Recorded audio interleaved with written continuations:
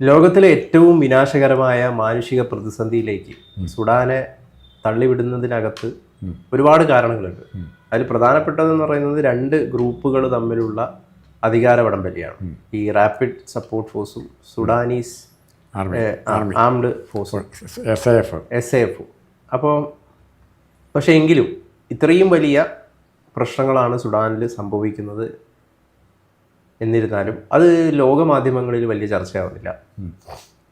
സുഡാനിലെ മരിച്ചു വീഴുന്ന കുഞ്ഞുങ്ങൾക്ക് വേണ്ടി നിലവിളിക്കാൻ വേണ്ടിയിട്ട് ആരും വരുന്നില്ല. അനാഥരാണ്. സുഡാനിൽ മരിച്ചു വീഴുന്ന കുഞ്ഞുങ്ങളുടെ പേരുകൾ വായിക്കാൻ ആർക്കും സൗകര്യമില്ല.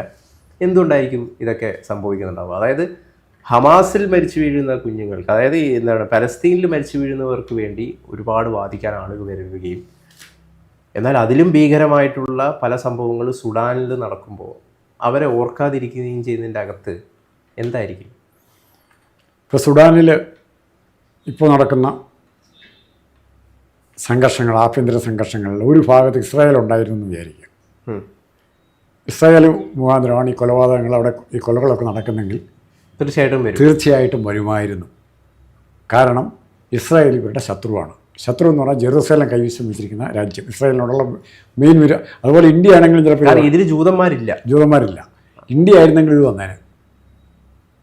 ഇന്ത്യ ജൂത ക്രിസ്ത്യാനികളോ അല്ല ക്രിസ്ത്യാനിറ്റിയോട് ബന്ധമുള്ളവരോ ആ രീതിയിലാണ് വരുന്നെങ്കിൽ വന്നേനെ. ഇന്ത്യ ആയിരുന്നെങ്കിൽ പോലും ചിലപ്പോൾ എതിർപ്പ് വന്നേനെ. കാരണം ഇന്ത്യയും ഒരു എതിർ പാളയത്തിലാണ് ചില മുസ്ലിം രാജ്യങ്ങളിൽ നിർത്തിയിരിക്കുന്നത്.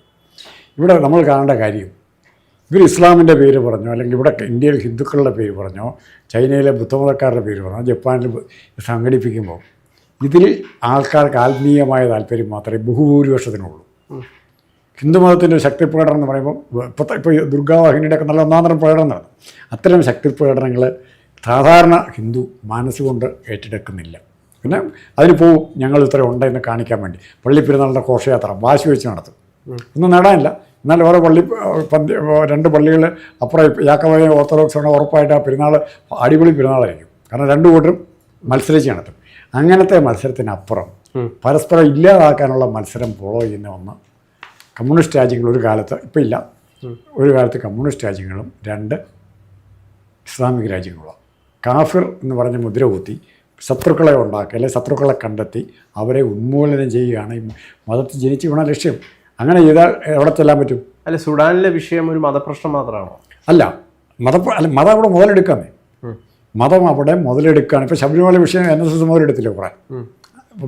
ചെറിയ വിഷയങ്ങൾക്ക് പോലും മതവും ജാതിക്കും മുതലെടുക്കാൻ പറ്റും, എപ്പോഴും പറ്റും. ഇപ്പോൾ ഉദാഹരണത്തിന് ഒരു ഇരിങ്ങാലക്കുട ഒരു പൂജാരിയെ നിയമിച്ചു, കൂടൽമാണിക്യ ക്ഷേത്രത്തിലേക്ക് ഒരു പൂജാരിയെ നിയമിച്ചു. അവിടെ കുറേ സവർണർ അതിന് എതിര് വന്നു. ഉടനെ അത് സജീവമായിട്ട് എല്ലാ കക്ഷികളും പറയുന്നത് സുഡാനിലെ വില്ലൻ ആരാണ്? സുഡാനിലെ വില്ലൻ ഇപ്പം നിലവിൽ പറഞ്ഞാൽ ഇസ്ലാമിക ഫണ്ടമെൻ്റലിസം ആണ്. അവിടെയുള്ള ക്രിസ്ത്യാനിയും കൂടെ ഇല്ലാതാക്കാൻ നോക്കുന്നു. അതാണ് അവിടുത്തെ വില്ലൻ. പക്ഷേ അതിനേക്കാൾ കൂടുതൽ സാമ്പത്തിക താല്പര്യങ്ങൾ യൂറോപ്യൻ രാജ്യങ്ങൾക്കും അമേരിക്കയ്ക്കും ഉണ്ടായി വരുന്നുണ്ട്. അവിടെ ധാതു സമ്പത്ത് ഇഷ്ടം പോലെ കിട്ടുന്നുണ്ട്. അത് നേടിയെടുക്കാനായിട്ട് നോക്കുകയാണ്. പക്ഷേ അവിടുത്തെ ദാരിദ്ര്യം ആരും കാണുന്നില്ല, ഹൈലൈറ്റ് ചെയ്യുന്നില്ല. അതാണ് കഷ്ടം. അവിടെ ദാരിദ്ര്യം ലോകത്തിലെ ഏറ്റവും ദാരിദ്ര്യമായിട്ടുള്ള അട്ടപ്പാടിൽ ഒരാൾ മരിച്ചാൽ അറിയുന്നുണ്ടോ? മധു എന്ന് പറഞ്ഞ ആളിനെ കൊന്നില്ലേ? അതിനുവേണ്ടി ഇവിടെ എന്ത് ബന്ധം ഉണ്ടായിട്ടുണ്ട്, എന്ത് ഹർത്താലുണ്ടായിട്ടുണ്ട്?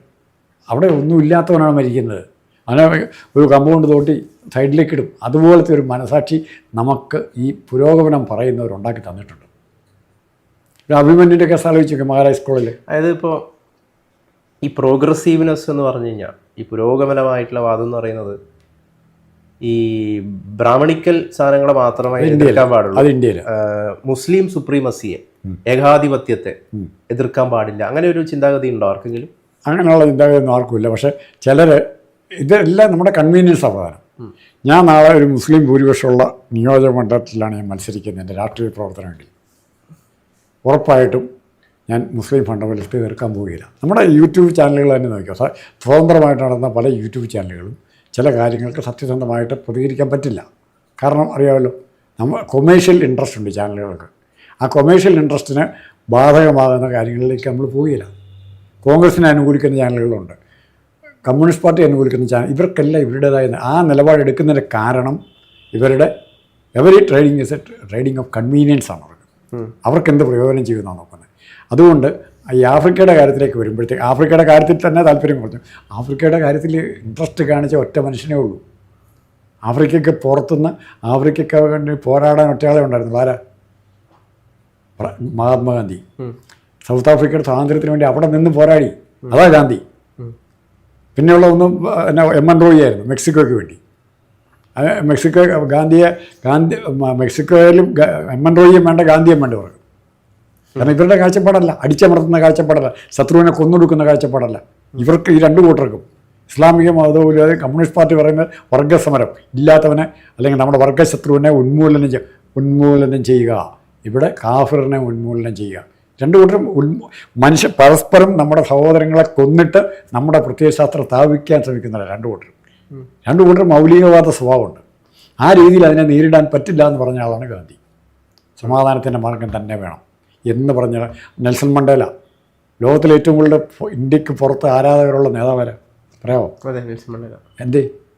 അല്ല, ആഫ്രിക്കക്കാർക്ക് വേണ്ടിയിട്ട് പോരാടിയിട്ടുണ്ട്, ബ്ലാക്സിന് വേണ്ടിയിട്ട് പോരാടിയിട്ടുണ്ട്. അത് അങ്ങനെ സംസാരിക്കാൻ ഗാന്ധിക്ക് പറ്റുന്നുള്ളൂ. പിന്നെ സുഡാൻ്റെ പ്രശ്നം ഒരു കാര്യം കൂടെ തെളിയിച്ചു തരുന്നു. മനുഷ്യൻ്റെ ഏറ്റവും വലിയ ദുഃഖം ദാരിദ്ര്യം. ദാരിദ്ര്യമാണ് പ്രധാന ഘടകം. അവർ ദരിദ്ര രാജ്യങ്ങളായതുകൊണ്ട് അവിടെ നിന്ന് കൊള്ളയുടെ അവൻ്റെ പോക്കറ്റിൽ നിന്നും കൊണ്ടുവരാൻ ഇല്ല. ബ്രിട്ടൻ കോളനി ഉണ്ടാക്കാൻ വന്നപ്പോൾ ഇന്ത്യ പോലെ ഏഷ്യൻ രാജ്യങ്ങളിലൊക്കെ വന്നു കൂടുതലായിട്ട്. ആഫ്രിക്കൻ രാജ്യങ്ങളിൽ നിന്ന് കൊള്ളയടിക്കാൻ കാര്യമായിട്ടില്ലായിരുന്നു. ഇപ്പോൾ ഈ RSF ഒക്കെ 2021 ഭയങ്കരമായിട്ടുള്ള മാസക്കാരാണ് സുഡാനിൽ നടത്തിയത്. അതായത് അവിടുത്തെ ജനങ്ങൾക്ക് യഥാർത്ഥത്തിൽ ജനാധിപത്യപരമായിട്ടുള്ളൊരു സർക്കാർ വരണം എന്നുള്ള ആഗ്രഹമുണ്ട്. അപ്പോൾ ഈ പ്രൊട്ടസ്റ്റ് ചെയ്യുന്ന ആളുകളെ നിഷ്ഠൂരമായിട്ട് കൊലപാതകം ചെയ്യുക, റേപ്പ് ചെയ്യുക, അത് പാകിസ്ഥാനിൽ ചെയ്യില്ല. അടുത്ത നാൾ പാകിസ്ഥാനിൽ തന്നെ കൊണ്ട് പോകാൻ പറ്റില്ലേ? പാകിസ്ഥാനിൽ തന്നെ കൊണ്ട് പോകാൻ പറ്റൂ. റഷ്യക്കാരോ? ടിയാൻമൻ സ്ക്വയറിൽ ആരെ കൊന്നത്? ജനറൽ അബ്ദുൾ ഫത്താഹ് അൽ ബുഹുറ. അയാളുടെ നേതൃത്വത്തിലാണ് ഈ സുഡാനി സായുധ സേന പ്രവർത്തിക്കുന്നത്. മുഹമ്മദ് ഹംദാൻ ദഗാലയുടെ നേതൃത്വത്തിലാണ് ഈ റാപ്പിഡ് RSFും. നാളെ ഇവരിൽ RSFിന് അധികാരം കിട്ടിയെന്നിരിക്കട്ടെ, അതിൽ രണ്ട് വിഭാഗം ഉണ്ടാവും. ഈ ഇത്തരം സംഘടനത്തിൽ കൂടെ ഉണ്ടാകുന്ന രണ്ട് വിഭാഗം ഉണ്ടാവും, അല്ലെങ്കിൽ 4 വിഭാഗം ഉണ്ടാവും. അവിടെ തമ്മിലാവും പിന്നെ ഗുസ്തി കഴിയും. ഇപ്പം ഇവിടെ ഹമാസും പാലസ്തീൻകാരായിട്ട് ഈ സമാധാനം ഇവിടെ ഉണ്ടാകുന്നില്ലെങ്കിൽ ഇപ്പം അടി തുടങ്ങുന്ന ആടി തമ്മിലായിരിക്കും അറിയാവും. അവിടെ നേരത്തെ തന്നെ താമസിച്ച പാലസ്തീൻകാരും ഹമാസായിട്ട് തുടങ്ങി. സാർ, ഇതൊക്കെ ചൂണ്ടിക്കാണിക്കുന്ന ഒരു സത്യമുണ്ട്. അതെന്താണെന്ന് വെച്ച് കഴിഞ്ഞാൽ ഒരു രാജ്യത്തിന് ഒരു നാഷണലിസ്റ്റിക് ഐഡൻറ്റിറ്റി എത്രമാത്രം ഗോത്രങ്ങളോ അല്ലെങ്കിൽ എത്രമാത്രം മറ്റ് വിഷയങ്ങളുണ്ടെങ്കിലും ഒരു ചരടിൽ അതിനെ ബന്ധിപ്പിക്കുന്ന ഒരു സാധനം വേണം എന്നുള്ളൊരു അത് കൾച്ചറാണ്. അല്ല, അതെ, അത് തന്നെ, അത് വേണം എന്നുള്ളൊരു വിഷയം. അല്ല, അല്ലെങ്കിൽ അതിൽ നമ്മൾ ഊന്നി നിൽക്കണം. നമുക്ക് എത്രയൊക്കെ ഡിഫറൻസ് ഉണ്ടെങ്കിലും ആ പോയിന്റിൽ നമ്മൾ എല്ലാവരും യോജിക്കുന്നത് എന്ന് പറയുന്നൊരു പോയിന്റ് വേണമെന്ന് ഇത്തരം വിഷയങ്ങളൊക്കെ, ഈ സംഘർഷങ്ങളൊക്കെ നമ്മളെ ആലോചിപ്പിക്കുന്നില്ല അല്ലെങ്കിൽ പഠിപ്പിക്കുന്നില്ലേ? ഇല്ല, അതിന് രാഷ്ട്രത്തെക്കുറിച്ചുള്ള നമ്മുടെ തെറ്റായ ധാരണയാണ് തോന്നുന്നത്. രാഷ്ട്രം എന്ന് പറഞ്ഞാൽ അവിടെ തൽക്കാലം നിലനിൽക്കുന്ന ഒരു ഭൂമിശാസ്ത്രപരമായ അതിരുകൾ എല്ലാ കാലത്തും മാറിയിട്ടുണ്ട്. നമ്മളിപ്പോൾ പറഞ്ഞ പഴയ കാര്യം പറയുക, ആസ്ട്രേലിയക്കാർ പറയുക ഇന്ത്യ എന്ന് പറയുന്നത് അവരുടെ ഭാഗം. ഇന്ത്യ ആസ്ട്രേലിയയുടെ ഭാഗമായിരുന്നു, ആസ്ട്രേലിയൻ ഭൂഖണ്ഡത്തിൽ നമ്മൾ വേറെ പിരിഞ്ഞ് പോകുന്നതാണ് എന്ന് പറഞ്ഞാൽ അതുകൊണ്ട് ഇന്ത്യയുടെ ഭരണം ഞങ്ങൾക്ക് തരണം എന്ന് നമ്മൾ കൊടുക്കുമോ? സമ്മതിക്കുമോ? അപ്പോൾ പഴയ കാര്യത്തിന് റെലവൻസ് ഇല്ല. കൊണ്ടുപോയി മേടിച്ചു. ഇനി കൊണ്ടുപോകാതെ നമ്മൾ നോക്കണം. ഇപ്പോൾ എല്ലാവരും നോക്കുന്നുണ്ട്. അതായത് നമുക്ക് പണ്ട് സ്വത്ത് ആവശ്യമില്ല. പണ്ട് നമുക്ക് ഭൂമി നമുക്ക് സ്വത്തെന്ന് പറഞ്ഞാൽ ബാധ്യതയായിരുന്നു, കൃഷി വളരുന്ന വരെ. അപ്പോൾ സ്വത്ത് ആരും കൈകാര്യം ചെയ്യാനും കുഴപ്പമില്ലായിരുന്നു. പിന്നെ ഈ സ്വത്ത് കൊണ്ട് ജീവിക്കാൻ പറ്റണമെന്ന് വന്നപ്പോഴാണ്, സ്വത്ത് ജീവിക്കാൻ നിർബന്ധം വന്നപ്പോൾ തൊട്ടാണ് ഈ സ്വത്തിനോടുള്ള സ്നേഹം തുടങ്ങി. ഈ അതിരുകൾ ആരാ നിശ്ചയിച്ചത്? ഇല്ല, അല്ല, ഇന്ത്യയുടെ രാജ്യങ്ങളുടെ അതിരുകൾ എത്ര രാജ്യങ്ങളിലൂടെ ഉണ്ടായിരുന്നു? അല്ല, ഞാൻ പറയുന്നത് സാറേ, എല്ലാവർക്കും അവരുടേതായ താല്പര്യങ്ങളുണ്ട്. പക്ഷേ ഫൈനലി അതിനെല്ലാം യോജിപ്പിക്കുന്ന ഒരു ഘടകം വേണ്ടേ? ഒറ്റ ഉദാഹരണം, ഇപ്പം ഇന്ത്യക്കാരെ മുഴുവൻ യോജിപ്പിക്കുന്ന ഒരു ഘടകം ഏതാ എന്ന് പറ. എനിക്കറിയത്തില്ല എന്ന് പറ. ഇന്ത്യയിലെ ഇന്ത്യ എന്ന് പറയുന്ന ഒരു വികാരം തന്നെയാണ്. അല്ല, ഇന്ത്യ എന്ന് പറയുന്ന വികാരം ക്ഷമിച്ചു യോജിപ്പിക്കുന്ന ഘടകം ഏതാണ്? ആ വികാരം ഉണ്ടാക്കുന്ന ഘടകം ഏതാണെന്ന് ചോദിച്ചു എന്ന് പറ. അല്ല, ഇന്ത്യ അത് തന്നെയാണ് അതൊരു പേരല്ലേ ഉള്ളൂ.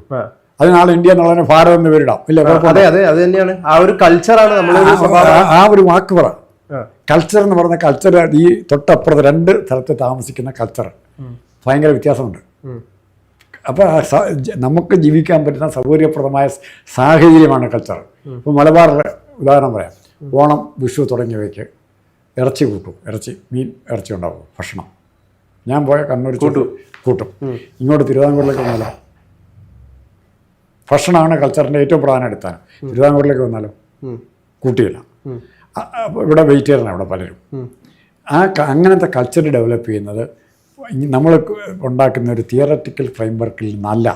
അത് നമുക്ക് ഉണ്ടാക്കിയെടുക്കാൻ പറ്റുമോ? തൽക്കാലത്തേക്ക് ഉണ്ടാക്കാം. ഫുട്ബോൾ ടീം ഉണ്ടാക്കുന്ന പോലെ ഇന്ത്യക്കാരുടെ ടീം ഐഡൻറ്റിറ്റി പിന്നെ വേറെ ഫുട്ബോൾ ടീമിലേക്കും വോളിബോളിലേക്കും ക്രിക്കറ്റ് ടീമിലേക്കും ഒക്കെ മാറ്റുകയാണ് നമ്മൾ ചെയ്യുന്നത്, രാജ്യത്തിൻ്റെ ഐഡൻറ്റിറ്റി. പക്ഷേ ഇന്ത്യക്ക് നിങ്ങൾ പറയാത്ത വേറെ കാര്യങ്ങളുണ്ട്. ഇന്ത്യക്ക് മറ്റു രാജ്യങ്ങളിൽ നിന്ന് വ്യത്യസ്തമായ ഐഡൻറ്റിറ്റി ഉണ്ട്. ഇങ്ങനെ നിങ്ങൾ പറഞ്ഞിട്ടില്ല, അതിവിടെ ഇപ്പം ചർച്ച ചെയ്യാൻ പോയ തീരില്ല, അതുകൊണ്ട് പറയും. ഇന്ത്യക്ക് ഐഡൻറ്റിറ്റി ഉണ്ട്, അത് ഇവരാരും പറയുന്നില്ല. പ്രധാനപ്പെട്ട ഐഡൻറ്റിറ്റി, ലോകത്ത് ആർക്കും ഇല്ലാത്ത ഐഡൻറ്റിറ്റി ഇന്ത്യക്കുണ്ട്. എന്താ അത് ഇവിടെ വിശദീകരിച്ച തീരുകയില്ല. അല്ല, ഒറ്റവാക്കിൽ പറഞ്ഞാൽ നമ്മുടെ ആൾക്കാരുടെ പേര് മാത്രം നോക്കി. കാശ്മീർ തൊട്ട് കന്യാകുമാരി വരെ കൃഷ്ണനും രാമനും ഒക്കെ ഉണ്ട്. ലോകത്ത് അങ്ങനെയില്ല.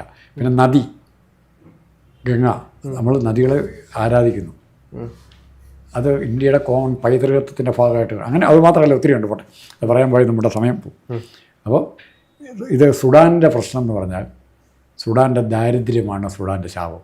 ആ ദാരിദ്ര്യത്തെ അഡ്രസ്സ് ചെയ്യാനല്ല ഇവർ നോക്കുന്നത്, ഉള്ള അധികാരം പിടിച്ചെടുക്കാൻ മാത്രമാണ് ഇവർ നോക്കുന്നത്. ഈ വില്ലൻ ഞാൻ പറഞ്ഞു കഴിഞ്ഞില്ല. അവർ ഇത് ഇസ്ലാമിക് ഫണ്ടമെൻ്റലിസം രണ്ട് കൂട്ടത്തിലും, ഫണ്ടമെൻ്റലിസം രണ്ട് കൂട്ടത്തിലുണ്ട്. അതാദ്യം പറഞ്ഞു. ആ ഫണ്ടമെൻ്റലിസത്തെ കൺട്രോൾ ചെയ്യാൻ പറ്റണമെങ്കിൽ എഡ്യൂക്കേറ്റഡ് ആകണം ആൾക്കാർ. ആ എഡ്യൂക്കേറ്റഡ് ആകാനുള്ള അവസരം ആഫ്രിക്കയ്ക്ക് കിട്ടിയിട്ടില്ല. ആഫ്രിക്കയിലേക്ക് ബ്രിട്ടനൊന്നും തിരിഞ്ഞു നോക്കാത്തതിൻ്റെ കാരണം അവിടെ സമ്പത്തില്ലായിരുന്നു. അവിടെ ആഫ്രിക്കയിൽ നിന്ന് അടിമ തൊഴിലാളികളെ കൊണ്ടുവന്നിട്ടുണ്ട്, അല്ലാണ്ട് അവർക്ക് വേണ്ടി അങ്ങോട്ടൊന്നും ചെയ്യില്ല. ഇവിടെ അങ്ങനെയല്ല. ബ്രിട്ടൻ ഇവിടെ ഇൻവെസ്റ്റ് ചെയ്യേണ്ടി വന്നു, അല്ലേ? മൂളന്മാർക്ക് ഇവിടെ ഇൻവെസ്റ്റ് ചെയ്യേണ്ടി വന്നു. അല്ല സാർ, അത് ഈ ഒരു വിഷയം പ്രധാനമാണെങ്കിലും മറ്റു പല ഫാക്ടേഴ്സ് എന്ന് പറയുന്നത് കൃത്യമായിട്ട് മീഡിയാസിന് അവിടെ പോയിട്ട് റിപ്പോർട്ട് ചെയ്യാൻ പറ്റില്ല. അപ്പോൾ അവിടെ ഭീഷണിയുണ്ട്, ജീവന ഭീഷണി, മറ്റുള്ള ഭീഷണികളുണ്ട്. പിന്നെ അതേപോലെ തന്നെ അവിടെ മറ്റ് താല്പര്യങ്ങൾ ലോകരാജ്യങ്ങൾക്കില്ല. അവിടെ ഒരു ഗാന്ധി ഉണ്ടെങ്കിൽ പ്രശ്നം തീരും. അവിടത്തുകാരനായ ഒരു ഗാന്ധി ഉണ്ടെങ്കിൽ പ്രശ്നം തീരും. അതെ, ഇങ്ങനെയുള്ള പല ഘടകങ്ങളുമൊക്കെ സുഡാൻ ലോകത്തിൽ ചർച്ച ചെയ്യപ്പെടാതിരിക്കാനുള്ള ഒരു കാരണമുണ്ട്. പക്ഷേ സാർ ഈ പറഞ്ഞ പോലെ പ്രധാന വില്ലൻ എന്ന് പറയുന്നത് ഈ ഇസ്ലാമിക്, അത് ഇസ്ലാമിക് മാത്രമല്ല, ഏത് മതത്തിൻ്റെ ഫണ്ടമെൻ്റലിസം അതാത് പ്രദേശങ്ങളുടെ ശാപമാണ്. അടിയും വഴക്കും മാത്രം കഴിഞ്ഞിട്ട് സമയം കാണിയല്ല.